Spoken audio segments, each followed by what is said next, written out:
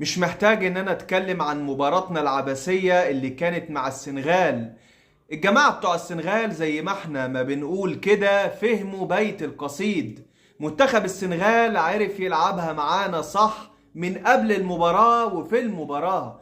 منتخب السنغال فاز، لكن ده مش معناه النهاية بالنسبة لنا.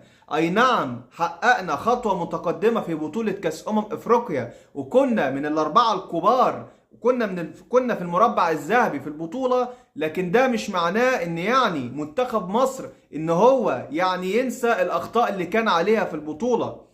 خسرنا اي نعم، لكن قصادنا كاس عالم ومنتخب مصر على الاقل، والكابتن حسام حسن اتمنى ان هم يقعدوا كده ويشوفوا الاخطاء اللي عندنا. اتمنى ان الكابتن حسام حسن يشوف ايه اللي ينقصنا علشان نقدر ان احنا نعمل حاجة في بطولة كاس العالم وفي المرحلة اللي جاية.